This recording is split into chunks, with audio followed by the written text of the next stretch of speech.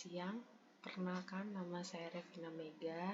Saya dari Prodi Administrasi Publik ingin mempresentasikan tugas saya untuk memenuhi tugas Sistem Informasi Manajemen yang diampu oleh Bu Eka. Materi pertama yaitu tentang sistem. Ada beberapa pandangan para ahli mengenai sistem seperti apa. Salah satunya yaitu menurut Gordon B. Davis, sistem dapat abstrak atau fisis. Sistem yang abstrak adalah susunan yang teratur dari gagasan-gagasan atau konsep-konsep yang saling tergantung.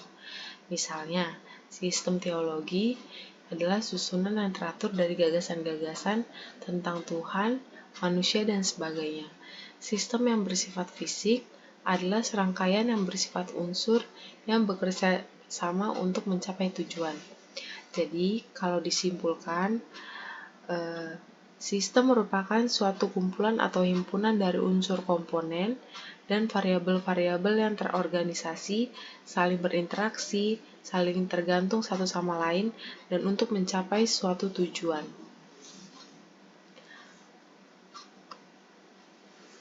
Dalam sistem ada unsur-unsur, yaitu meliputi input, proses, dan output. Jika diuraikan, input itu membicarakan data yang selalu berhubungan dengan angka, teks, dokumen, gambar, bagan, atau yang lain dan sebagainya. Contoh dari input itu seperti jadwal penerbangan. Jadi, jika disimpulkan, fakta yang biasa dicatat atau diarsipkan itu yang dimaksud dengan sistem. Berikutnya ada tentang data dan informasi. Data merujuk pada fakta-fakta baik berupa angka-angka, teks dokumen, gambar, bagan, dan yang mewakili deskripsi verbal atau kode-kode tertentu.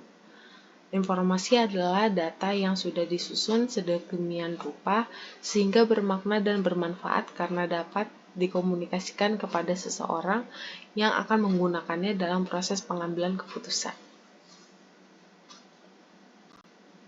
Selanjutnya ada manajemen. Manajemen merupakan proses atau kegiatan yang dilakukan oleh seseorang pimpinan atau manajer di dalam organisasi untuk mencapai tujuan bersama. Kegiatan manajemen terdiri dari 3, yaitu perencanaan, pengorganisasian, dan pengendalian.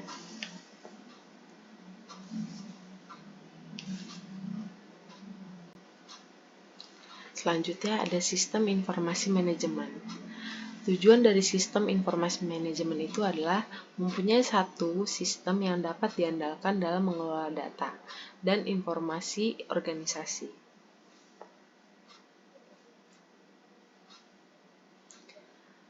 Informasi dalam sistem juga mempunyai fungsi-fungsi. Yang satu ada penciptaan informasi. Contohnya seperti opini masyarakat dan kegiatan penelitian. Yang kedua ada pemeliharaan saluran informasi. Contohnya ada telegram dan satelit informasi. Yang ketiga ada seleksi dan transmisi informasi. Yang keempat ada penerimaan informasi secara selektif, yang contohnya itu seperti komputer.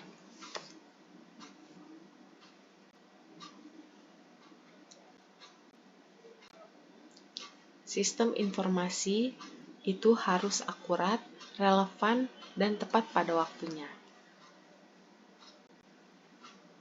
Dan jenis-jenisnya juga ada. Jenis-jenisnya itu seperti supersistem, sistem, dan subsistem.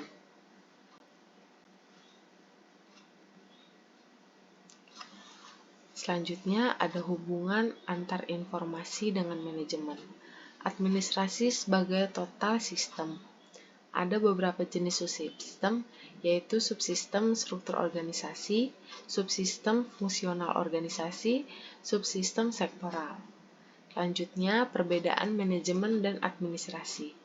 Manajemen memainkan peran eksekutif di organisasi, tidak seperti administrasi yang memiliki peran menentukan.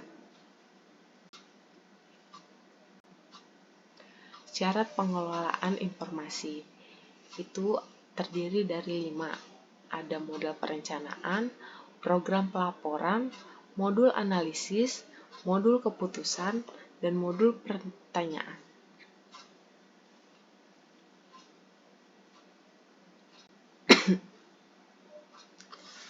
Ada 5 komponen dalam SIM. Yang satu adalah sistem pemrosesan data processing system, ada sistem pelaporan manajemen atau management reporting system. Yang ketiga ada sistem pendukung dalam pengambilan keputusan atau decision support system, ada sistem otomasi kantor, dan sistem pintar.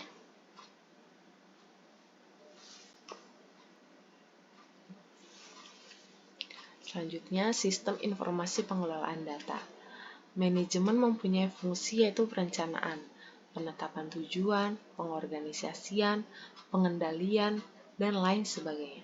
Sumber informasi akan didapat melalui hasil kegiatan operasional, opini masyarakat, hasil penelitian, dan pencobaan. Penanganan data mencakup pengecekan data yang muncul pada daftar untuk mengecek kebenaran yang dilakukan secara rutin. Pendekatan sistem dan analisis sistem itu terdiri dari 3, falsafah, pembinaan keseteman, analisa keseteman. Oke, saya akan menyimpulkan sedikit tentang materi yang saya bawa dari materi 1 sampai materi 6. Jadi, sistem itu adalah suatu kumpulan atau himpunan dari unsur komponen atau variabel-variabel yang terorganisasi, saling berinteraksi, saling tergantung satu sama lain, dan terpadu untuk mencapai satu tujuan. Dan jika membicarakan data, pasti itu selalu mendefinisikan itu kayak ada angka, teks, dokumen, gambar, bagan, dan lain sebagainya. Jadi, tujuan dari sistem informasi itu adalah agar suatu organisasi memiliki sistem yang bisa diandalkan dalam mengelola data agar menjadi informasi yang valid dan akurat, serta bermanfaat dalam pengambilan keputusan manajemen yang baik. Fungsi itu juga menjadi tujuan adanya sistem informasi manajemen agar suatu organisasi memiliki suatu sistem yang mempunyai data valid dan saluran teknologi informasi yang berteknologi tinggi.